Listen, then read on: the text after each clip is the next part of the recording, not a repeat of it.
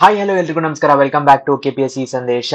So ಇವತ್ತು ನಾವು 8ನೇ ದಿನ ಕೆಪಿಎಸ್ಸಿಯ 40 ದಿನದ ರ್ಯಾಪಿಡ್ ರಿವಿಷನ್ ಸೀರೀಸ್ ಏನ್ ಮಾಡ್ತಾ ಇದೀವಿ, ಅದರ 8ನೇ ದಿನ. ಇವತ್ತು 30 ವಿಜ್ಞಾನದ ಪ್ರಚಲಿತ ಘಟನೆಗಳನ್ನ ನೋಡ್ತಾ ಇದೀವಿ. ಬಹಳ ಮುಖ್ಯವಾದಂತಹ ವಿಡಿಯೋ ಇದು.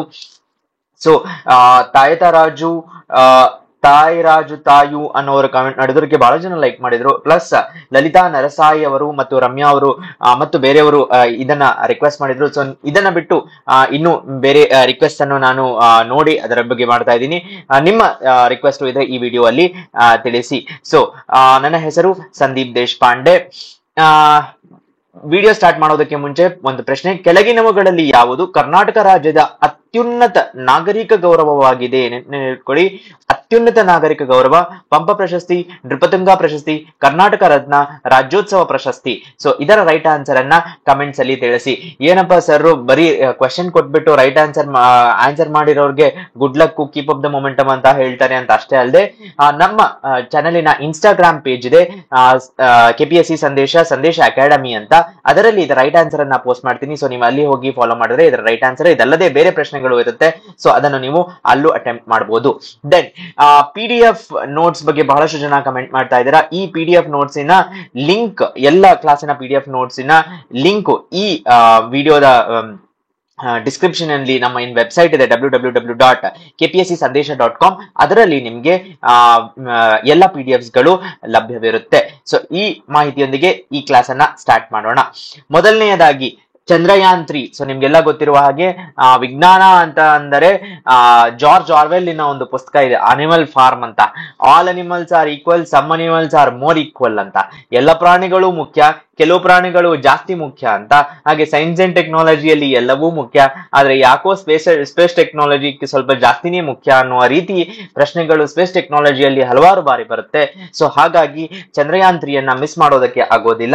ಮೊದಲನೆಯ ವಿಷಯ ಚಂದ್ರಯಾನ್ 3. ಇಸ್ರೋ ಮತ್ತು ಚಂದ್ರಯಾನ್ 3 ಮಿಷನ್ನಿನ ಬಗ್ಗೆ ಓವರ್ ವ್ಯೂ ನೋಡಬೇಕು ಆದ್ರೆ, ಭಾರತವು ಚಂದ್ರನ ಮೇಲೆ ಯಶಸ್ವಿಯಾದ ಸಾಫ್ಟ್ ಲ್ಯಾಂಡಿಂಗ್ 4ನೇ ರಾಷ್ಟ್ರದ ಐತಿಹಾಸಿಕ ಸಾಧನೆಯನ್ನು ಗುರುತಿಸಲಾಗಿದೆ. ಸೊ ಪ್ರಶ್ನೆ ಹೇಗ್ ಬರ್ಬೋದು ಅಂದ್ರೆ, ಸಾಫ್ಟ್ ಲ್ಯಾಂಡಿಂಗ್ ಮಾಡಿದ 3ನೆಯ ರಾಷ್ಟ್ರ, 4ನೆಯ ರಾಷ್ಟ್ರ, 5ನೆಯ ರಾಷ್ಟ್ರ ಅಂತ ಒನ್ ಆಫ್ ದ ಸ್ಟೇಟ್ಮೆಂಟ್ಸ್ ಕೊಡುವ ಚಾನ್ಸಸ್ ಇರುತ್ತೆ. ಇನ್ನೊಂದು, ಯಾವೆಲ್ಲ ಉಪಕ್ರಮಗಳು ಮತ್ತು ಪ್ರಯೋಗಗಳು ಇದ್ದವು ಅನ್ನೋದನ್ನು ನಾವು ನೋಡ್ಬೇಕಾಗತ್ತೆ. ಸೊ ಚಂದ್ರಯಾನ್ 3 ಅಲ್ಲಿ ನಮ್ಗೆ ರಂಭಾ ಅನ್ನುವ ಒಂದು ಉಪಕ್ರಮ ಇದೆ, ಚಾಸ್ಟ್ CHASTE ಅನ್ನುವ ಉಪಕ್ರಮ. ಸೊ ಸಾಫ್ಟ್ ಲ್ಯಾಂಡಿಂಗ್ ಮಾಡೋದಲ್ಲದೆ ಉಪಕ್ರಮಗಳಲ್ಲಿ ಚಂದ್ರನ ಮೇಲ್ಮೈ ಬಳಿ ಅಯೋನೋಸ್ಫಿಯರ್, ಸೊ ಬೇಸಿಕಲಿ ಎಲೆಕ್ಟ್ರಾನ್ಗಳು ಮತ್ತು ಅಯಾನುಗಳ ಅಧ್ಯಯನವನ್ನು ಮಾಡುವಂತದ್ದು. ಸೊ ಯಾವ್ಯಾವ ಎಲೆಕ್ಟ್ರಾನ್ಸ್ ಇದಾವೋ ಮತ್ತು ಅಯಾನ್ಸ್ ಗಳಿದಾವೋ ಅದನ್ನ ಅಧ್ಯಯನ ಮಾಡೋದಕ್ಕಾಗಿ ರಂಭಾ ಇರೋದು.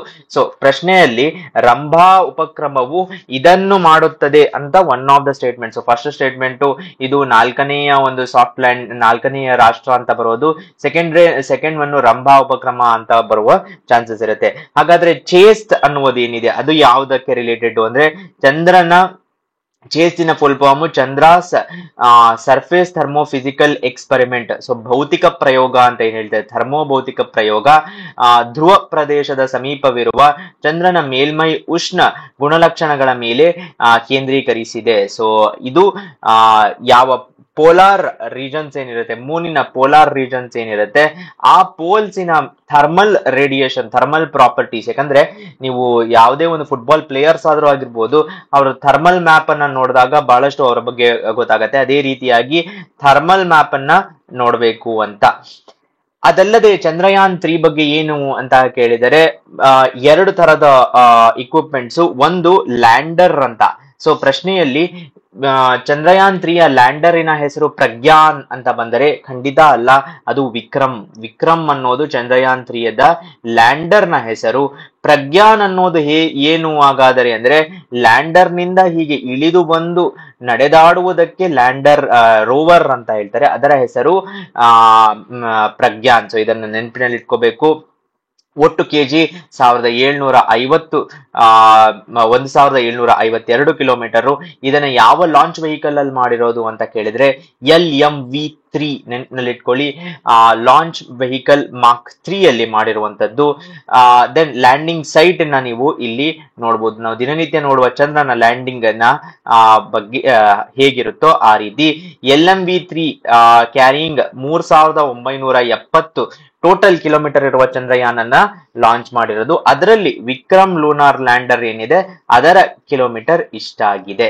ಓಕೆ, ಸೊ ಇದಿಷ್ಟು ಏನು ಹೆಸರುಗಳು ಮತ್ತು ಅದಕ್ಕೆ ಬೇಕಾಗುವಂತಹ ಒಂದು ಮಾಹಿತಿ.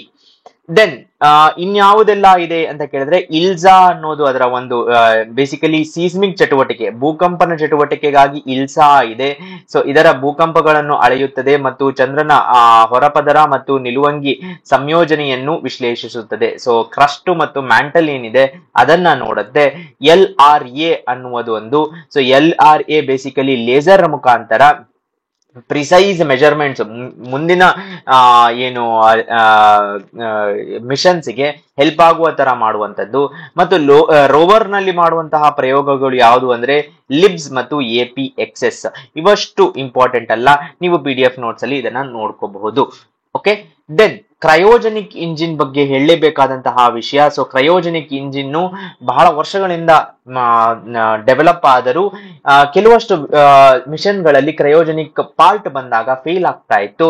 ಸೊ ಅದನ್ನ ಸೈಂಟಿಸ್ಟ್ ಗಳೆಲ್ಲ ನಾಟಿ ಬಾಯ್ ಅಂತ ಹಾಸ್ಯಾಸ್ಪದವಾಗಿ ಕರೀತಾ ಇದ್ರು.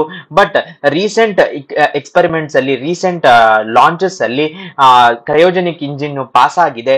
ಸೊ ನ್ಯೂಸ್ ಅಲ್ಲೆಲ್ಲ naughty boy has become a matured man ಅಂತ ನ್ಯೂಸ್ ಅಲ್ಲಿ ಬಂದಿತ್ತು. ಸೊ ಕ್ರಯೋಜೆನಿಕ್ ಇಂಜಿನ್ ಬಗ್ಗೆ ಹೇಳಬೇಕು ಅಂದ್ರೆ, ಬಾಹ್ಯಾಕಾಶ ಉಡಾವಣೆ ವಾಹನದಲ್ಲಿ ಕ್ರಯೋಜೆನಿಕ್ ಇಂಜಿನ್ ಏನು ಅಂದ್ರೆ ಅಂತಿಮ ಹಂತವಾಗಿರುತ್ತದೆ. ಏನು ಇದರ ಮುಖ್ಯ ಪ್ರಾಪರ್ಟಿ ಏನು ಅಂದ್ರೆ, ಕಡಿಮೆ ಕಿಲೋಗ್ರಾಂಗಳಲ್ಲಿ, ಉದಾಹರಣೆಗೆ 1 kg ಕಿಲೋಗ್ರಾಮಿನಲ್ಲಿ ಸಾಲಿಡ್ ಫ್ಯೂಲ್ ನಿಮಗೆ ಎಫಿಷಿಯನ್ಸಿ ಲೆಟಸ್ 100 ಕಿಲೋಮೀಟರ್ ಅಷ್ಟು ಹೋಗುವ, 100 kg 100 ಕಿಲೋಮೀಟರ್ ತಗೊಂಡು ಹೋಗುವ ಸಾಧ್ಯತೆ ಇದ್ದರೆ, ಅದೇ ಕ್ರಯೋಜೆನಿಕ್ಕಿನಲ್ಲಿ, okay, so this is solid. So ಅದೇ ಕ್ರಯೋಜೆನಿಕ್ಕಿನಲ್ಲಿ ನಿಮಗೆ 1 kg ಕ್ರಯೋಜೆನಿಕ್ ಫ್ಯೂಲಿನಲ್ಲಿ ಲೆಟಸೆ 150 kg ಒಂದು ಪೇಲೋಡ್ ಅನ್ನ 150 ಕಿಲೋಮೀಟರ್ ದೂರಕ್ಕೆ ತಗೊಂಡು ಹೋಗುವ ಒಂದು ಕೆಪಾಬಿಲಿಟಿ ಇರುವಂತಹದ್ದು. ಸೊ ಅದೇ ಕ್ರಯೋಜೆನಿಕ್ಕಿನ ಒಂದು ವಿಶೇಷತೆ. ಸೊ ಅಧ್ಯಯನವು ಅತ್ಯಂತ ಕಡಿಮೆ ತಾಪಮಾನಗಳಲ್ಲಿ ವಸ್ತುಗಳ ಉತ್ಪಾದನೆ ಮತ್ತು ನಡವಳಿಕೆಯನ್ನು ಒಳಗೊಂಡಿದೆ. ಸೊ ಲೋ ಟೆಂಪರೇಚರ್ ಪ್ರಶ್ನೆ ಹೇಗ್ ಬರ್ಬೋದು ಅಂದ್ರೆ, ಕ್ರಯೋಜೆನಿಕ್ ಈಸ್ ಹೈ ಟೆಂಪರೇಚರ್ ಅನ್ನೋ ಅಂತ ಬರುವ ಚಾನ್ಸಸ್ ಇರುತ್ತೆ. ಅಲ್ಲ, ಇದು ಲೋ ಟೆಂಪರೇಚರ್ ಅಲ್ಲಿರುವಂತಹ ಫ್ಯೂಲ್ ಆಗಿರುತ್ತೆ. ಕ್ರಯೋಜೆನಿಕ್ ಇಂಜಿನ್ ಪ್ರತಿ ಕಿಲೋಗ್ರಾಮಿಗೆ ನಾಗ್ಲೇ ಹೇಳ್ದಂಗೆ ಹೆಚ್ಚಿನ ಬಲವನ್ನು ಒದಗಿಸುತ್ತದೆ ಮತ್ತು ತಾಪಮಾನದಿಂದ ಘನ ಅಥವಾ ದ್ರವ ಹಂತಗಳಿಗೆ ಹೆಚ್ಚು ಸಂಕೀರ್ಣವಾಗಿದೆ. ಸೊ ಲಿಕ್ವಿಡ್ ಮತ್ತು ಸಾಲಿಡ್ ಗಿಂತ ಲೋವರ್ ಟೆಂಪರೇಚರ್ಸ್ ಅಲ್ಲಿರುತ್ತೆ. ಮತ್ತೆ ಇನ್ನೊಂದು ಹೇಳ್ತೀನಿ, ಬಹಳಷ್ಟು ಸಕ್ಸಸ್ಫುಲ್ ಆದಂತಹ ಮೇಜರ್ ರಾಷ್ಟ್ರಗಳಲ್ಲಿ ಭಾರತ ಸೇರ್ಕೊಂಡಿದೆ. US, Japan, France, China, Russia ಆದ್ಮೇಲೆ 2014ರಲ್ಲಿ ಅಂದ್ರೆ 10 ವರ್ಷಗಳ ಕೆಳಗೆ ನಾವು ಈ ಒಂದು ಲಿಸ್ಟ್ಗೆ ಸೇರ್ಕೊಂಡಿರುವಂತದ್ದು. ಬಹಳಷ್ಟು ಫೇಲ್ಯೂರ್ಸ್ ಗಳನ್ನ ಕಂಡ ನಂತರ ಇದು ನಮ್ಮ ಸಕ್ಸಸ್ಸು. ರೀಸೆಂಟ್ ಆಗಿ ಒಂದು ಸಿನಿಮಾನು ರಿಲೀಸ್ ಆಗಿತ್ತು, ರಾಕೆಟರಿ ಅಂತ, ನಂಬ್ಯಾರ್ ಬಗ್ಗೆ. ಸೊ ನಂಬ್ಯಾರ್ ಬಗ್ಗೆ ನೀವು ನೋಡಬಹುದು.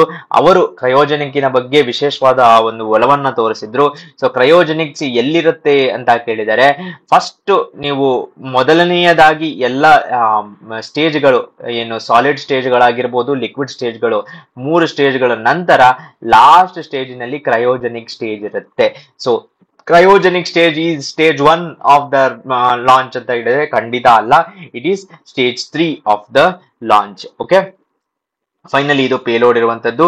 ಇದು GSLV ಮಾರ್ಕ್ 3 ಅನ್ನ ತೋರಿಸಿ ಮಾಡಿರುವಂತದ್ದು.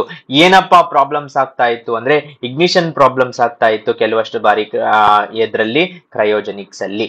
ಓಕೆ, ದೆನ್ GSAT-20 ಏನಕ್ಕೆ ವಿಶೇಷತೆ ಅಂತ ಕೇಳಿದರೆ, ಭಾರತವು GSAT-20 ಅನ್ನ ಒಂದು ಪ್ರೈವೇಟ್ ಕಂಪನಿ ಸ್ಪೇಸ್ಎಕ್ಸ್, ವಿಶ್ವದಲ್ಲೇ ಅತ್ಯಂತ ಖ್ಯಾತ ಉದ್ಯಮಿ ಎಲಾನ್ ಮಸ್ಕ್ ಅವರ ಸ್ಪೇಸ್ಎಕ್ಸ್ ಮುಖಾಂತರ GSAT-20 ಅನ್ನ ಲಾಂಚ್ ಮಾಡಿದ್ದಾರೆ. ಸೊ ಸ್ಪೇಸ್ಎಕ್ಸ್ ನ ಫಾಲ್ಕನ್ 9 ರಾಕೆಟ್ ಅನ್ನ ಇಟ್ಕೊಂಡು 4700 ಕಿಲೋಗ್ರಾಂ ತೂಕವಿರುವ ಈ ಜಿಸ್ಯಾಟ್ ಅನ್ನು ಲಾಂಚ್ ಮಾಡಿದ್ದಾರೆ. ಇದು ಬೇಸಿಕಲಿ ಹೈ ಥ್ರೂಪುಟ್ KA ಬ್ಯಾಂಡ್ ನ ಉಪಗ್ರಹವಾಗಿದೆ. ಏನಪ್ಪಾ KA ಬ್ಯಾಂಡ್ ಅಂತ ಕೇಳಿದರೆ ನಿಮ್ಗೆ ಚಕ್ ಅಂತ ಫ್ಲಾಶ್ ಆಗ್ಬೇಕು. ಇದು ಕಮ್ಯುನಿಕೇಶನ್ ಸ್ಯಾಟಲೈಟ್ ಅಂತ. ಸೊ ಕಮ್ಯುನಿಕೇಶನ್ ಸ್ಯಾಟಲೈಟ್ ಗಳಿಗೆ ಬ್ಯಾಂಡ್ ಇರುತ್ತೆ. ಆ ಬ್ಯಾಂಡ್ ಅಲ್ಲಿ ಅವರು ನೆಟ್ವರ್ಕ್ ಅನ್ನ ಪಾಸ್ ಮಾಡ್ತಾ ಇರ್ತಾರೆ ಮತ್ತು ಪೂರ್ಣವಾಗಿ NSIL ಅದರ ಲಾಂಚ್ ಕಾರ್ಯಾಚರಣೆಯನ್ನ ನೋಡ್ಕೊಂಡಿದೆ.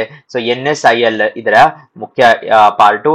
ಇದು ಇಸ್ರೋ ಅತ್ಯಂತ ಶಕ್ತಿಯ ರಾಕೆಟ್, ದಟ್ ಈಸ್ LVM-3 ಕ್ರಯೋಜೆನಿಸ್. ಇದು 4000 ಕಿಲೋಮೀಟರ್ ಅನ್ನು ಹೊಂದಿಸಬಲ್ಲದು. ತೂಕದ ಲಾಂಚ್ ಸಾಮರ್ಥ್ಯಕ್ಕಿಂತ ಹೆಚ್ಚಾಗಿದೆ. GSLV Mark 3 ಏನಿದೆ, ಸೊ GSLV Mark 3 ಅನ್ನೋದು ನಮ್ಮ ಮ್ಯಾಕ್ಸಿಮಮ್ ಕೇಪಬಿಲಿಟಿ ಇರುವಂತಹ, ಲಾಂಚ್ ಮಾಡುವ ಕೇಪಬಿಲಿಟಿ ಇರುವಂತಹ ರಾಕೆಟ್. ಅದು 4000 ಕಿಲೋಮೀಟರ್ ತಗೊಂಡು ಹೋಗ್ಬೋದು. ಆದ್ರೆ ಇದು 4700 ಇರೋದ್ರಿಂದ ಸ್ಪೇಸ್ ಎಕ್ಸ್ ಅನ್ನ ನಾವು ಕಂಡುಕೊಂಡಿದ್ದೀವಿ. ದೆನ್ ಎಕ್ಸ್ಪೋಸ್ಯಾಟ್ ಇನ್ನೊಂದು ಬಹಳನೇ ಫೇಮಸ್ ಆದಂತಹ ಲಾಂಚ್ ಆಗಿರುವಂತಹ ಒಂದು ವಿಷಯ. 60ನೇ ಹಾರಾಟದಲ್ಲಿ ಎಕ್ಸ್ಪೋಸ್ಯಾಟ್ ಅನ್ನು ಉಡಾವಣೆ ಮಾಡಿದೆ. ಸೊ PSLV Mark 4 ಹಂತದ ವಾಹನವಾಗಿದ್ದು ಮೊದಲು ಮತ್ತು ಮೂರನೇ ಹಂತಗಳಲ್ಲಿ ಘನ ಇಂಧನ, ಎರಡನೇ ಮತ್ತು ನಾಲ್ಕನೇ ಹಂತದಲ್ಲಿ ದ್ರವ ಇಂಧನ. ಸೊ ಒಂದು ಫಸ್ಟ್ ಥರ್ಡ್ ಅಲ್ಲಿ ಸಾಲಿಡ್, ಸೆಕೆಂಡ್ ಫೋರ್ತ್ ಅಲ್ಲಿ ಲಿಕ್ವಿಡ್. ಅದಕ್ಕೆ ಇದು PSLV ಯಲ್ಲಿ ಕ್ರಯೋಜನಿಕ್ ಗೆ ಸ್ಪೇಸ್ ಇಲ್ಲ. ಅಂಡ್ PSLV ನಮ್ಮ ಮೋಸ್ಟ್ ಸಕ್ಸಸ್ಫುಲ್ ಆದಂತಹ ಲಾಂಚ್ ವೆಹಿಕಲ್, ಯಾವ ಸಂಶಯವೂ ಇಲ್ಲ. ಸೊ ಎಲ್ಲ ಫೇಮಸ್ ಲಾಂಚ್, ಮಾರ್ಸ್ ಮಿಷನ್ ಆಗಿರ್ಬೋದು, ಚಂದ್ರಯಾನ್ಸ್ ಆಗಿರ್ಬೋದು, ಎಲ್ಲವೂ PSLV ಮಾಡಿರುವುದು, GSLV ಯಲ್ಲಿ ಅಲ್ಲ. 650 ಕಿಲೋಮೀಟರ್ ಕಕ್ಷೆಯಲ್ಲಿ ಎಕ್ಸ್ಪೋಸ್ಯಾಟ್ ಅನ್ನು ನಿಯೋಜಿಸಿದೆ. 10 ಪೇಲೋಡ್ಗಳ ಉದ್ದೇಶಗಳನ್ನು ಪೂರೈಸುವ ಗುರಿಯನ್ನು ಹೊಂದಿದೆ. ಸೊ PSLV ಬಗ್ಗೆ ವಿಶೇಷವಾಗಿ ಇಲ್ಲಿ ಗಮನ ಹರಿಸಬೇಕು. ದೆನ್ ಇನ್ನೊಂದು ವಿಷಯ ಏನು ಅಂದ್ರೆ, ಇದು on new year day India to launch satellite to study black holes. XPoSat ಏನನ್ನ ಮಾಡೋದಕ್ಕೆ ಕಳಿಸ್ತಾ ಇದ್ದಾರೆ ಅಂತ ಪ್ರಶ್ನೆ ಬರುವ ಚಾನ್ಸಸ್ ಇದೆ. ಏನನ್ನ ಮಾಡೋದಕ್ಕೆ ಅಂತ ಕೇಳಿದ್ರೆ ಬ್ಲಾಕ್ ಹೋಲ್ಸ್ ಅನ್ನ ಬಗ್ಗೆ ಸ್ಟಡಿ ಮಾಡೋದಕ್ಕೆ. ಸೊ ಈ ಆಪ್ಷನ್ ಅನ್ನ ಕೊಟ್ಟಾಗ ನಾವು ಬ್ಲಾಕ್ ಹೋಲ್ಸ್ ಬಗ್ಗೆ ಸ್ಟಡಿ ಮಾಡುವಷ್ಟು ನಾವು ಏನು ಭೂಮಿಯ ಬಾಹ್ಯಾಕಾಶ ಆಗಿರ್ಬೋದು, ಸೂರ್ಯನ ಬಗ್ಗೆ ಆಗಿರ್ಬೋದು, ಚಂದ್ರನ ಬಗ್ಗೆ ಆಗಿರ್ಬೋದು ಅಂತ ಅನ್ಕೊಳ್ಳಾರ್ದೆ ಬ್ಲಾಕ್ ಹೋಲ್ಸ್ ಬಗ್ಗೆಯೂ ವಿಶೇಷವಾಗಿ ನಾವು ಸ್ಟಡಿ ಮಾಡ್ತಾ ಇದ್ದೀವಿ. And it will become the second country. ನೆನಪಿಟ್ಕೊಳ್ಳಿ, ಅಮೆರಿಕಾದ ಮೇಲೆ ನಾವು ಸೆಕೆಂಡ್ ಕಂಟ್ರಿ ಆಗ್ತಾ ಇದೀವಿ. ಆ ಮಟ್ಟದ ಒಂದು ಅಭಿವೃದ್ಧಿ ನಮ್ಮಲ್ಲಿ ಆಗಿದೆ ಸ್ಪೇಸ್ ವಿಷಯದಲ್ಲಿ. Right, coming to second part, that is biology. Havisure ಅನ್ನುವುದು ಒಂದು ಮೊದಲ ಅಂತರ್ಜಾತೀಯವಾಗಿ ಅಭಿವೃದ್ಧಿಯಾದ ಹೆಪಟೈಟಿಸ್ ಎ ಟೀಕೆ. ಸೊ ಇಂಪಾರ್ಟೆಂಟ್ ಆದಂತಹ ಡೆವಲಪ್ಮೆಂಟ್ ಹ್ಯಾವಿಶ್ವರ್ ಇನ್ನ ಒಂದು ಹೆಪಟೈಟಿಸ್ ಎ ಗೋಸ್ಕರ ಬಂದಂತಹ ವ್ಯಾಕ್ಸಿನ್. ಸೊ ನೀವು ಇಲ್ಲಿ ಅದನ್ನ ನೋಡಬಹುದು. ಭಾರತದಲ್ಲಿಯೇ ಮಾಡಿರುವಂತಹ ಫಸ್ಟ್ ಡೊಮೆಸ್ಟಿಕಲಿ ಮಾಡಿರುವಂತಹ ವ್ಯಾಕ್ಸಿನ್. ಯಾರು ಮಾಡಿರೋದು ಅಂತ ಕೇಳಿದರೆ IIL, ದಟ್ ಈಸ್ ಭಾರತೀಯ ಇಮ್ಯುನಾಲಜಿಸ್ಟ್ಸ್ ಲಿಮಿಟೆಡ್ ಮತ್ತು NDDB national dairy development board ಅಂತ. ಸೊ ರಾಷ್ಟ್ರೀಯ ಡೈರಿ ಡೆವಲಪ್ಮೆಂಟ್ ಬೋರ್ಡ್ ಅಭಿವೃದ್ಧಿ ಮಂಡಳಿ 12 ತಿಂಗಳು ವಯಸ್ಸಿನ ಮೇಲೆ ಮಕ್ಕಳಿಗೆ ಕೊಡಲಾದ 2 ಡೋಸ್ಗಳ ಟೀಕೆ ಇದು. ಸೊ ನೆನಪಿನಲ್ಲಿ ಇಟ್ಕೊಳ್ಳಿ, 2 ಡೋಸಸ್. ಪ್ರಶ್ನೆಯಲ್ಲಿ ಹ್ಯಾವಿಶ್ವರ್ 1 ಡೋಸಿನ ಟೀಕೆ ಅಂತ ಬರುವ ಚಾನ್ಸಸ್ ಇದೆ. ಅಲ್ಲ, 2 ಡೋಸಿನ ಟೀಕೆ. 6 ತಿಂಗಳ ಅಂತರದಲ್ಲಿ 2ನೇ ಡೋಸ್ ಅನ್ನು ನೀಡಲಾಗುವುದು. ಸೊ 6 ಮಂತ್ಸ್ ಅಲ್ಲಿ ಸೆಕೆಂಡ್ ಡೋಸ್ ಅನ್ನ ಕೊಡಬೇಕು. ಇದು ಹೆಪಟೈಟಿಸ್ ಎ ಹರಿತವಿರುವ ಪ್ರದೇಶಗಳಿಗೆ ಅಥವಾ ಬಾಧಿತರಲ್ಲಿ ಸಲುವಾಗಿ ಯಾರಿಗೆಲ್ಲ ಹೆಪಟೈಟಿಸ್ ಎ ಬರುವ ಚಾನ್ಸಸ್ ಇದೆಯೋ ಅಥವಾ ಆ ಹೋಗುವ ಸ್ಥಳಗಳಿಗೆ, ಅಲ್ಲಿ ಟ್ರಾವೆಲಿಂಗ್ ಟು ಅಲ್ಲಿಗೆ ಹೋಗುತ್ತಿರುವವರಿಗೆ ವಿಶೇಷವಾಗಿ ತಗೋಬೇಕು ಅಂತ ಹೇಳ್ತಾ ಇದ್ದಾರೆ. ಹೆಪಟೈಟಿಸ್ ಎ ಅನ್ನೋದು ಯಾವುದರಿಂದ ಬರೋದು ಅಂದ್ರೆ ವೈರಸ್ ನಿಂದ ಬರೋದು. ಓಕೆ, ಸೊ ಇದೊಂದು ವೈರಲ್ ಡಿಸೀಸ್. ಓಕೆ, ಇದನ್ನು ವಿವಿಧ ಪ್ರಕಾರಗಳ ಸ್ಥೂಲತೆಯಿಂದ ಉಂಟಾಗುವ ಸೊ ಬೇಸಿಕಲಿ ಹೆಪಟೈಟಿಸ್ ಅನ್ನೋದು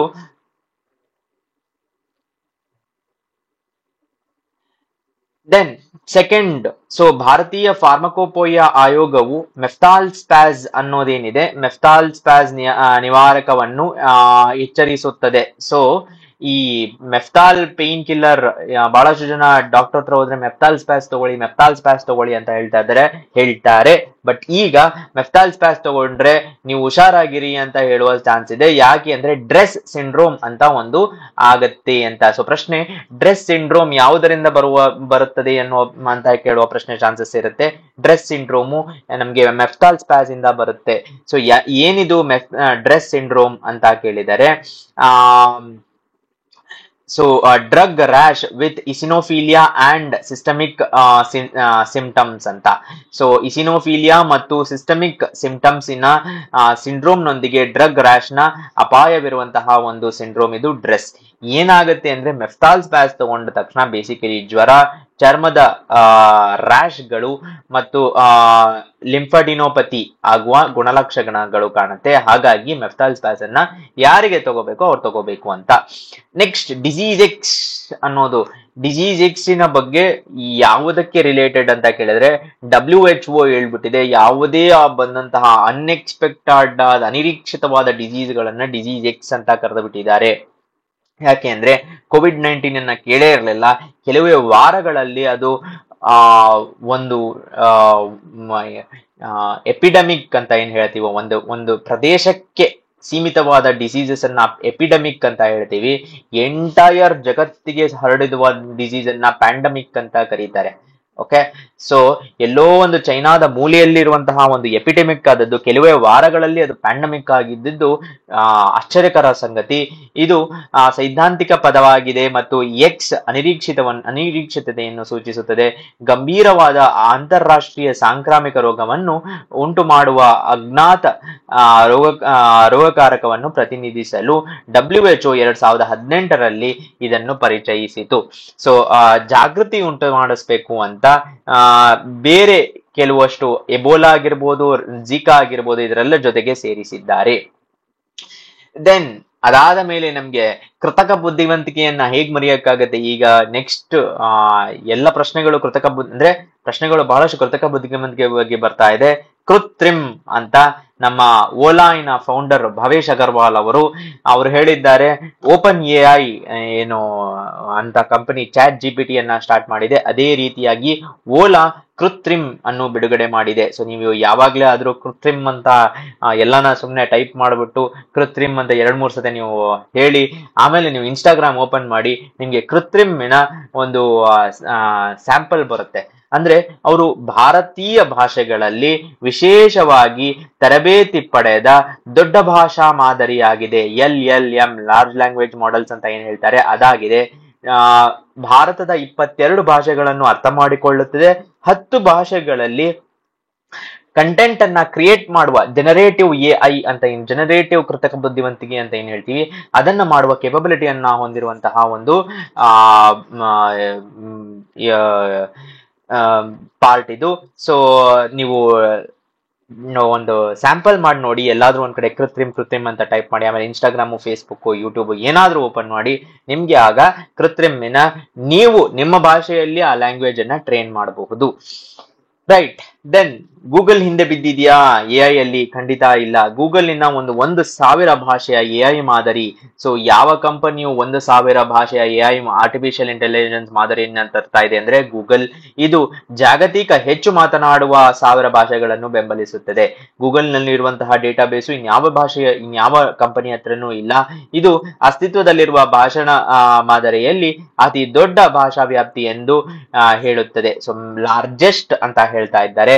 ಗೂಗಲಿನ ಸದ್ಯದ ಒಂದು ಮಾದರಿ ಯಾವುದು ಅಂತ ಕೇಳಿದರೆ ಜೆಮಿನಿ ಅನ್ನೋದು ಗೂಗಲಿನ ಲಾರ್ಜ್ ಲ್ಯಾಂಗ್ವೇಜ್ ಮಾಡೆಲ್ ಅಥವಾ AI ಮಾಡೆಲ್ ಅಂತ ಏನ್ ಹೇಳ್ತೀವಿ. ಚಾಟ್ ಜಿಪಿಟಿ ತರದ್ದು ಜೆಮಿನಿ ಅಂತ. ಇಷ್ಟಕ್ಕೆ ಮುಂಚೆ ಅದನ್ನ ಬಾರ್ಡ್ ಅಂತ ಕರೆದಿದ್ರು, ತದನಂತರದಲ್ಲಿ ಅದನ್ನ ಜೆಮಿನಿ ಅಂತ ಕರೆದಿದ್ದಾರೆ. ದೆನ್ ಬ್ಲೂ ಬಗ್ಗಿಂಗ್ ಅಂತ ಸೈಬರ್ ಸೆಕ್ಯೂರಿಟಿ ರಿಲೇಟೆಡ್ ಆದಂತಹ ಕರೆಂಟ್ ಅಫೇರ್ಸ್ ಏನಪ್ಪಾ ಅಂತ ಕೇಳಿದ್ರೆ ಇದೊಂದು ಹ್ಯಾಕಿಂಗ್ ವಿಧಾನ. ಸೊ ದಾಳಿಕೋರರು ಏನ್ ಮಾಡ್ತಾರೆ ಅಂತ ಕೇಳಿದ್ರೆ ಯಾವ್ದರ ಬ್ಲೂಟೂತ್ ಆನ್ ಆಗಿರುತ್ತೋ, ಉದಾಹರಣೆಗೆ ಇವಾಗ ಇಯರ್ಫೋನ್ ಹಾಕೊಂಡಿದೀವಿ, ಆ ಇಯರ್ಫೋನ್ ಏನಿದೆ ಅದು ಬ್ಲೂಟೂತ್ ನಿಂದ ಕನೆಕ್ಟ್ ಆಗಿರುತ್ತೆ. ಅದೇ ರೀತಿಯಾಗಿ ನಾನು ಏನಾದ್ರೂ ಒಂದು ಪಬ್ಲಿಕ್ ಸ್ಪೇಸ್ ಅಲ್ಲಿ ಇದ್ದರೆ ಬ್ಲೂಟೂತ್ ಏನಾದ್ರೂ ಆನ್ ಇದ್ದಾಗ ಆ ಬ್ಲೂಟೂತ್ ಸಂಪರ್ಕದ ಮೂಲಕ ಸಾಧನಗಳನ್ನು ಪ್ರವೇಶಿಸಲು ಅನುಮತಿಸುತ್ತದೆ. ಸೊ ಆ ಬ್ಲೂ ಬಗ್ ಈ ಸಾಧನವನ್ನ ಪ್ರವೇಶಿಸಿ ಇದರ ಮುಖಾಂತರ ಬ್ಲೂಟೂತ್ ಕನೆಕ್ಟ್ ಆಗಿರುವ ಬೇರೆ ಫೋನ್ ಆಗಿರ್ಬೋದು, ಲ್ಯಾಪ್ಟಾಪ್ ಆಗಿರ್ಬೋದು, ಅದನ್ನ ಪ್ರವೇಶಿಸುತ್ತದೆ ಮತ್ತು ಕದಿಯುವುದು ಮತ್ತು ಮಾರ್ಪಾಡಿಸುವುದನ್ನು ಸಕ್ರಿಯಗೊಳಿಸುತ್ತದೆ. ಸೊ ಯಾವುದೇ ಒಂದು ಕಾಲ್ ಆಗಿರ್ಬೋದು, ಸಂದೇಶ ಆಗಿರ್ಬೋದು, ಓದುವುದಾಗಿರ್ಬೋದು, ಕಳಿಸುವುದು, ಸಂಪರ್ಕವು ಇವೆಲ್ಲವನ್ನು ಚೇಂಜ್ ಮಾಡುತ್ತೆ ಅಥವಾ ಕೇಳಿಸಿಕೊಳ್ಳುತ್ತೆ. ಬ್ಲೂಟೂತ್ ಸಾಮರ್ಥ್ಯವನ್ನು ಹೊಂದಿರುವ ಲ್ಯಾಪ್ಟಾಪ್ಗಳಿಗೆ ಬೆದರಿಕೆಯಾಗಿ ಹುಟ್ಟಿಕೊಂಡಿದೆ. ಸೊ ಫಸ್ಟ್ ಲ್ಯಾಪ್ಟಾಪ್ ಇಂದ ಸ್ಟಾರ್ಟ್ ಆಗಿರೋದು, ಆಮೇಲೆ ಮೊಬೈಲ್ಗಳು ಎಲ್ಲ ಡಿವೈಸಸ್ಗೆ ಹರಡಿದೆ. ಇಲ್ಲಿ ನೋಡಬಹುದು ಬ್ಲೂಟೂತ್ ರಿಲೇಟೆಡ್ ಆದಂತಹ ಬ್ಲೂ ಬಗ್ಗಿಂಗ್ ಅಂತ ಕರೀತಾರೆ. Okay, then D4 system defence related ಆದಂತಹ science and technology, drone detect, deter ಮತ್ತು ಡೆಸ್ಟ್ರಾಯ್ ಅಂತ. ಸೊ ಡ್ರೋನ್ ಡಿಟೆಕ್ಟ್ ಪತ್ತೆ, ಡಿಟರ್ ಮತ್ತು ಡೆಸ್ಟ್ರಾಯ್, D4 4 ಡಿಗಳು. ರಕ್ಷಣಾ ಸಂಶೋಧನೆ ಮತ್ತು ಅಭಿವೃದ್ಧಿ ಸಂಸ್ಥೆ DRDO ಸ್ಟಾರ್ಟ್ ಮಾಡಿರುವಂತದ್ದು. ಸೊ ನೀವು ಇಲ್ಲಿ ನೋಡಬಹುದು ವಿಶೇಷವಾಗಿ ಯಾವುದೇ ಒಂದು ಡ್ರೋನ್ ಬಗ್ಗೆ ನೀವು ಕೇಳ್ತಾನೆ ಇರ್ತೀರಾ, ಏನೇನೋ ವಿಷಯಕ್ಕೆ ಡ್ರೋನ್ ಗಳನ್ನು ಯೂಸ್ ಮಾಡ್ತಾ ಇದ್ದಾರೆ. ಬಟ್ ಡ್ರೋನ್ ಒರಿಜಿನಲ್ ಆಗಿ ಇದ್ದಿದ್ದು ಈ ತರದ ವಿಷಯಕ್ಕಾಗಿ ಪತ್ತೆ, ಗುರುತಿಸುವಿಕೆ ಮತ್ತು ತಟಸ್ಥಗೊಳಿಸುವಿಕೆಯ ಮೇಲೆ ಕೇಂದ್ರೀಕರಿಸುತ್ತದೆ. ತಟಸ್ಥಗೊಳಿಸುವುದು ಅಂದ್ರೆ ನ್ಯೂಟ್ರಲೈಸೇಷನ್ ಅಂತಾರೆ, ದಟ್ ಈಸ್ ಇನಾಪರೇಟ್ ಮಾಡೋದು ಅಥವಾ ಕಿಲ್ ಮಾಡೋದು. ಅದನ್ನ ಎರಡು ತರದ ಕಿಲ್ಗಳಿರುತ್ತೆ, ಸಾಫ್ಟ್ ಕಿಲ್ಗಳು ಮತ್ತು ಹಾರ್ಡ್ ಕಿಲ್ ಅಂತ. ಸಾಫ್ಟ್ ಕಿಲ್ ಅಲ್ಲಿ ಏನ್ ಮಾಡುತ್ತೆ ಅಂದ್ರೆ ಆ ಡ್ರೋನ್ ಏನಿರುತ್ತೆ ಅದರ ಎಲೆಕ್ಟ್ರಾನಿಕ್ಸ್ ಅನ್ನ ಜಾಮ್ ಮಾಡ್ತಾರೆ. ದಟ್ ಈಸ್ ಅದು ಏನೇ ರೆಕಾರ್ಡ್ ಮಾಡಲು ಸಾಧ್ಯ ಆಗ್ತಾ ಇರೋದಿಲ್ಲ, ಅಲ್ಲಿಂದ ವಾಪಸ್ ಯಾವುದಕ್ಕೆ ಅದು ಕನೆಕ್ಟ್ ಆಗಿರುತ್ತೆ ಸಿಗ್ನಲ್, ಆ ಸಿಗ್ನಲ್ ಅನ್ನ ಜಾಮ್ ಮಾಡ್ತಾರೆ. ಹಾರ್ಡ್ ಕಿಲ್ ಅಲ್ಲಿ ಏನ್ ಮಾಡ್ತಾರೆ ಅಂದ್ರೆ ಅದು ಕಂಪ್ಲೀಟ್ಲಿ ಲೇಸರ್ ಬೇಸ್ ಮೆಕ್ಯಾನಿಸಮ್ ಅಲ್ಲಿ ಡ್ರೋನ್ ಅನ್ನ they will terminate the drone, that is hard kill. So GNSS global navigation system ಇನ ಮುಖಾಂತರ ಇದನ್ನ ಯೂಸ್ ಮಾಡ್ತಾ ಇರೋದು. DRDO ಯಾವ ಇದನ್ನ ಸ್ಟಾರ್ಟ್ ಮಾಡಿರೋದು ಅಂತ ಕೇಳುವ ಚಾನ್ಸಸ್ ಇರುತ್ತೆ. ದೆನ್ ಸ್ಟಾರ್ಲೈನರ್, ದೃಷ್ಟಿ star liner. So basically Adani ಅವರ ಡಿಫೆನ್ಸ್ ಏರೋಸ್ಪೇಸ್ ಅಭಿವೃದ್ಧಿಪಡಿಸಿದ ಮೊದಲ ಸ್ಥಳೀಯ ಮೇಲ್ MALE ಡ್ರೋನ್, ಪುರುಷ ಅಂತ ಆಗಿದೆ, ಇದು ಪುರುಷ ಅಲ್ಲ, MALE ಡ್ರೋನ್ ಅಂತ ಮಾಡ್ಕೊಳ್ಳಿ. ಸೊ ಎಲ್ಬಿಟ್ ಸಿಸ್ಟಮ್ಸ್ ಹರ್ಮ್ಸ್ 900 ಸ್ಟಾರ್ ಲೈನರ್ಸಿನ ರೂಪಾಂತರ, 450 kg ಪೇಲೋಡು ಮತ್ತು ಸಂಭಾವ್ಯ ಶಸ್ತ್ರಾಸ್ತ್ರಗಳನ್ನು ಸಾಗಿಸಬಹುದು. ಇದರಲ್ಲಿ 70% ಸ್ಥಳೀಯ ಡ್ರೋನ್ ನೌಕಾಪಡೆಯು ಗುಪ್ತಚರ, ಕಣ್ಗಾವಲು ಮತ್ತು ವಿಚಕ್ಷಣಾ ಸಾಮರ್ಥ್ಯವನ್ನು ಹೆಚ್ಚಿಸುತ್ತದೆ. ಸೊ 70% ಇದರದ್ದು ಸ್ಥಳೀಯವಾಗಿ ಅಂದ್ರೆ ದೇಶೀಯವಾಗಿ ಆಗಿರುವಂತಹ ಒಂದು ಡ್ರೋನ್ ಇದು. ಸೊ ಇಲ್ಲಿ ನೋಡಬಹುದು ಏನಪ್ಪಾ ಇದು ಡ್ರೋನ್ ಇಷ್ಟು ದೊಡ್ಡ ಸೈಜ್ ಇದೆ ಅಂದ್ರೆ ಅನ್ಮ್ಯಾನ್ಡ್ ಏರಿಯಲ್ ವೆಹಿಕಲ್ ಅಂತ ಏನ್ ಹೇಳ್ತೀವಲ್ಲ ಆ ತರದ ಡ್ರೋನ್ ಇದು. ಪ್ರಶ್ನೆ ಹೇಗ್ ಬರ್ಬೋದು ಅಂದ್ರೆ ದೃಷ್ಟಿ ಸ್ಟಾರ್ ಲೈನರ್ ಅನ್ನೋದು ಯಾವ ಕೆಳಗಿನವುಗಳಲ್ಲಿ ಯಾವುದಕ್ಕೆ ರಿಲೇಟೆಡ್, ಒಂದು ಗನ್ ರೈಫಲ್, ಡ್ರೋನ್, ಇದು unmanned aerial vehicle, sorry surface to air missile, ಈ ತರದ ಪ್ರಶ್ನೆ ಬರ್ಬೋದು.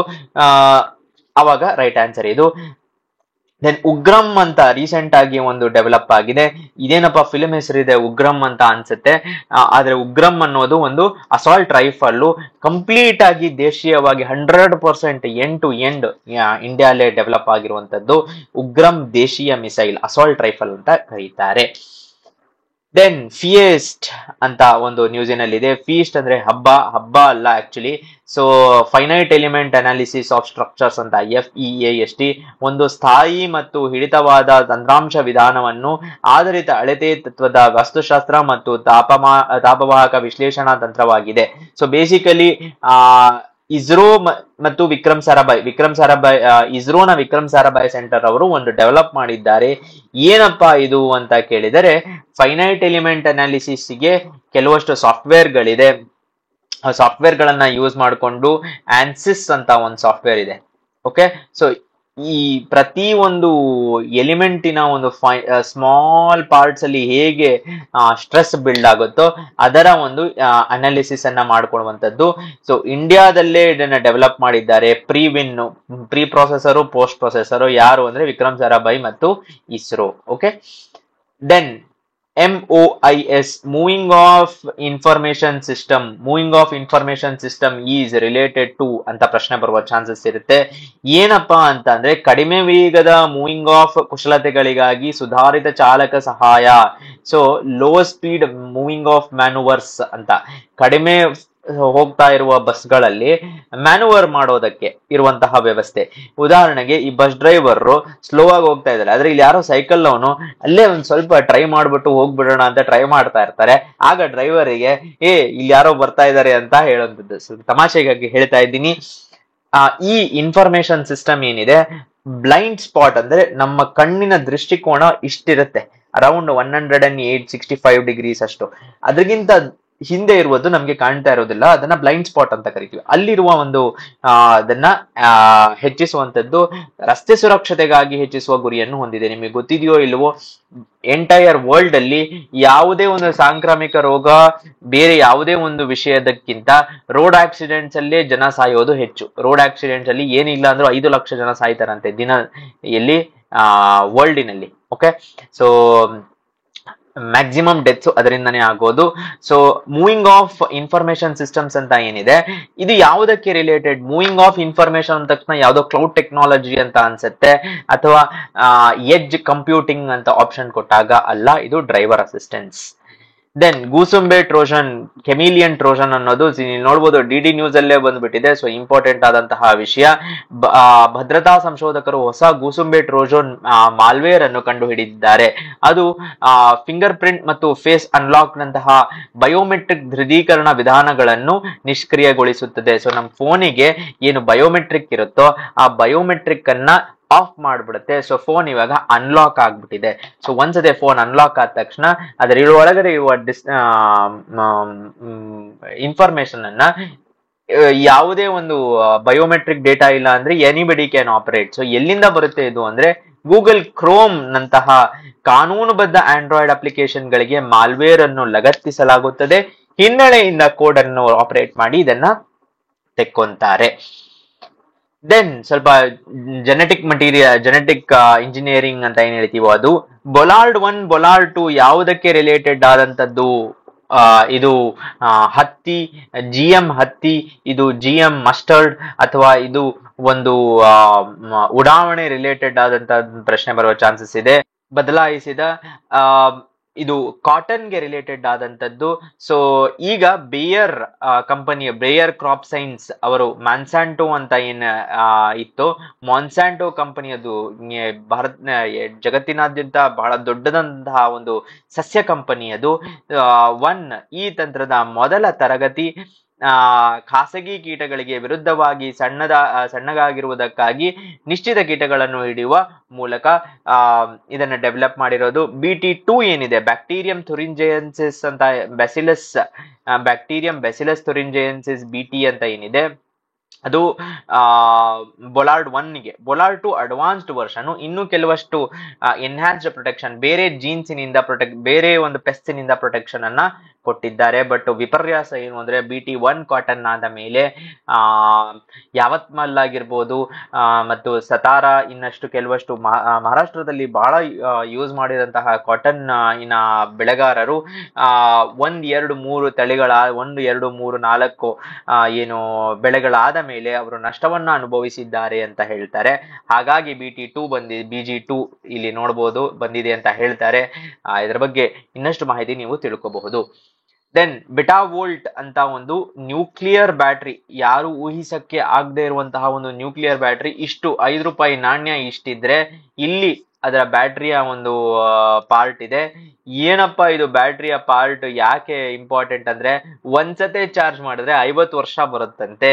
ಸೊ ಚೀನಾದ ಸ್ಟಾರ್ಟ್ಅಪ್ ಆದಂತಹ ಬೆಟಾವೋಲ್ಟ್ ಅವರು ಲಾಂಚ್ ಮಾಡಿರೋದು 50 ವರ್ಷಗಳ ನ್ಯೂಕ್ಲಿಯರ್ ಬ್ಯಾಟರಿ. ಇದು ರೇಡಿಯೋ ಐಸೋಟೋಪ್ ಎನರ್ಜಿಯಿಂದ ಎಲೆಕ್ಟ್ರಿಕಲ್ ಎನರ್ಜಿಗೆ ಕನ್ವರ್ಟ್ ಮಾಡುತ್ತೆ. ಪರಮಾಣು ಶಕ್ತಿ ಉತ್ಪಾದನೆಯನ್ನು ಚಿಕ್ಕದಾಗಿಸುವ ಮೂಲಕ ಸಾಂಪ್ರದಾಯಿಕ ಪರಮಾಣು ತಂತ್ರಜ್ಞಾನವನ್ನು ತಂತ್ರಜ್ಞಾನದ ಸವಾಲ್ ಏನು ಹೇಗೆ ಅದು ರೆಡ್ಯೂಸ್ಡ್ ನ್ಯೂಕ್ಲಿಯರ್ ಎನರ್ಜಿ ಮಾಡ್ತಾ ಇದೆ. ಇನ್ನೊಂದು ಮುಖ್ಯವಾದ ವಿಷಯ ಏನು ಅಂದ್ರೆ ಇದು ನ್ಯೂಕ್ಲಿಯರ್ ಫಿಷನ್ ಯೂಸ್ ಮಾಡೋದಿಲ್ಲ, ನ್ಯೂಕ್ಲಿಯರ್ ಫ್ಯೂಷನ್ ಅಂತೂ ಯೂಸ್ ಮಾಡೋದಕ್ಕೆ ಆಗೋದಿಲ್ಲ, ಯಾಕಂದ್ರೆ ಅದು ಹೈ ಟೆಂಪರೇಚರ್ಸ್ ಅಲ್ಲಿರುವಂತದ್ದು. ಬಟ್ ಡಿಕೆ ಐಸೋಟೋಪಿನ ಡಿಕೆಯನ್ನ ಯೂಸ್ ಮಾಡುತ್ತೆ. ದೆನ್ ಬ್ಲೂ ಬೇಬಿ ಸಿಂಡ್ರೋಮ್, 6 ತಿಂಗಳ ವಯಸ್ಸಿನ ಹೆಣ್ಣು ಮಗುವಿಗೆ BBS, ಬ್ಲೂ ಬೇಬಿ ಅಲ್ಲ bubble baby syndrome, blue baby syndrome water contamination ಇಂದ ಬರುವಂತದ್ದು. ಏನು ಇದು ಯಾಕೆ ನ್ಯೂಸಿನಲ್ಲಿದೆ ಅಂದ್ರೆ ಈ ಒಂದು 5 ವರ್ಷದ ಮಗುಗೆ ಏನ್ ಬಬಲ್ ಬೇಬಿ ಸಿಂಡ್ರೋಮ್ ಇದೆ, ಇದು ಸಿವಿಯರ್ ಕಂಬೈನ್ಡ್ ಇಮ್ಯುನೋ ಡಿಫಿಷಿಯನ್ಸಿ ಅಂತ ಹೇಳ್ತಾರೆ. ಸೊ ಸಂಯೋಜಿತವಾಗಿ ತೀವ್ರ ಸಂಯೋಜಿತ ಇಮ್ಯುನೋ ಡಿಫಿಷಿಯನ್ಸಿ ಎಂದು ಕರೆಯುತ್ತಾರೆ. ದಾನಿಯಿಂದ ಮೂಳೆ, ಸೊ ಇದಕ್ಕೆ ಒಂದು ಟ್ರಾನ್ಸ್ಪ್ಲಾಂಟೇಶನ್ ಬೇಕು, ಬೋನ್ ಮ್ಯಾರೋಯಿನ ಟ್ರಾನ್ಸ್ಪ್ಲಾಂಟೇಶನ್ ಗೆ ಈ ಮಗು ಸಜ್ಜಾಗಿದೆ. Treated mainly with stem cell treatment ಅಂತ, ಸ್ಟೆಮ್ ಸೆಲ್ನ ಟ್ರೀಟ್ಮೆಂಟ್ ಮುಖಾಂತರ ಇದನ್ನ ಟ್ರೀಟ್ ಮಾಡ್ತಾರೆ. ಓಕೆ, ದೆನ್ ಪಾಂಪೆ ಡಿಸೀಸಿನ ಬಗ್ಗೆ ಹೇಳಬೇಕು ಅಂದ್ರೆ ಭಾರತದ ಮೊದಲ ಪಾಂಪೆ ಡಿಸೀಸಿನ ವ್ಯಕ್ತಿ ನಿಧನರಾಗಿದ್ದಾರೆ. ಇದು ಒಂದು ರೇರ್ ಆದಂತಹ genetic disorder, inherited disorder, 1 child per ಮಿಲಿಯನ್ಗೆ ಬರುವಂತದ್ದು. ದೆನ್ ಕಚಾಕ ಅಂತ ಒಂದು ರೊಬೋಟಿಕ್ ಒಂದು ರೋಬೋಟ್. ಏನಪ್ಪಾ ಈ ರೋಬೋಟ್ ವಿಶೇಷತೆ ಅಂತ ಹೇಳಿದರೆ, ಕಚಾಕ ಅಂತ ಏನು ರೋಬೋಟ್ ಇದೆ ಅಲೆಕ್ಸಾ ತರ ಒಂದು ರೋಬೋಟ್. ಆದ್ರೆ ಏನು ಡಿಫರೆನ್ಸ್ ಅಂತ ಹೇಳಿದ್ರೆ ಕಚಾಕಾಗೆ ಅಲ್ಲಿ ಹೋಗಿ ಸೋಫಾ ಪಕ್ಕದಲ್ಲಿ ಗಿಟಾರ್ ಇದೆ ಅದನ್ನ ತಗೊಂಬ ಅಂದ್ರೆ ಅದು ಹೋಗಿ ತಗೊಂಬರುತ್ತೆ. ಸೊ ಧ್ವನಿ ಆಜ್ಞೆಗಳ ಮೂಲಕ ಐಟಮ್ ಗಳನ್ನು ತಲುಪಿಸುತ್ತದೆ. ಎಂತ ಸೊಗಸಾದ ರೋಬೋಟ್ ಅಂತ ಅನ್ಸುತ್ತೆ. ಸೊ ಅಲ್ಲಿ ಹೋಗಿ ತಗೊಂಬ ಅಂತ ಹೇಳ್ತಾರಲ್ಲ ಆ ತರದ ಒಂದು ರೋಬೋಟ್. AI ತಂತ್ರಜ್ಞಾನವು ಅಡಚಣೆ ಪತ್ತೆಗಾಗಿ ಕ್ಯಾಮೆರಾ ಚಿತ್ರಗಳನ್ನು ವಿಶ್ಲೇಷಿಸುತ್ತದೆ. ಕ್ಯಾಮೆರಾ ಇಂದ ಆಬ್ಸ್ಟಕಲ್ ಡಿಟೆಕ್ಷನ್ 20 kg ವರೆಗೂ ಏನನ್ನಾದ್ರೂ ತಗೊಂಡ್ಬರಬಹುದು, ಇನ್ಕ್ಲೂಡಿಂಗ್ ಒಂದು ಅಟ್ಯಾಚ್ ಟೇಬಲ್ ಕೂಡ ಅದರ ಜೊತೆಗೆ ಇನ್ಕ್ಲೂಡಿಂಗ್ ಒಂದು ಅಟ್ಯಾಚ್ ಟೇಬಲ್ ಕೂಡ ತಗೊಂಡ್ಬರುವ ಸಾಧ್ಯತೆ ಇದೆ. Kachaka home robot. Okay, hydrogen for heritage ಭಾರತದ ಮೊದಲ ಒಂದು ಗ್ಲೋಬಲ್ ಕಂಪನಿಗಳನ್ನ ಹೈಡ್ರೋಜನ್ ಟ್ರೈನ್ ಅನ್ನ ಬಿಲ್ಡ್ ಮಾಡಬೇಕು ಅಂತ. ಹೈಡ್ರೋಜನ್ ಫಾರ್ ಹೆರಿಟೇಜ್ ಅಂದ್ರೆ ಯಾವುದು ಕಲ್ಚರ್ ರಿಲೇಟೆಡ್ ಆದಂತಹ ಸ್ಕೀಮ್ ಅಲ್ಲ. ಈ ಯೋಜನೆಯನ್ನು 2023-24 ಕೇಂದ್ರ ಬಜೆಟ್ ಪರಿಚಯಿಸಲಾಯಿತು. 35 ಹೈಡ್ರೋಜನ್ ರೈಲುಗಳನ್ನು ನಿರ್ವಹಿಸುವ ಗುರಿಯನ್ನು ಇದು ಹೊಂದಿದೆ. So DEM, diesel electric multiple units ಅಂತ ಕರೀತಾರೆ, ಇದನ್ನ ಯೂಸ್ ಮಾಡಬೇಕು ಅಂತ. ರೈಟ್. ಸೊ ಇದರೊಂದಿಗೆ 30 ವಿಜ್ಞಾನದ ವಿಷಯಗಳನ್ನ ಕಂಪ್ಲೀಟ್ ಮಾಡಿದೀವಿ. ನೆಕ್ಸ್ಟ್ ಕ್ಲಾಸ್ ಮತ್ತೆ ಸಿಗೋಣ. ನಿಮ್ಮ ಸಪೋರ್ಟ್ ಹೀಗೆ ಇರಲಿ. ಧನ್ಯವಾದ.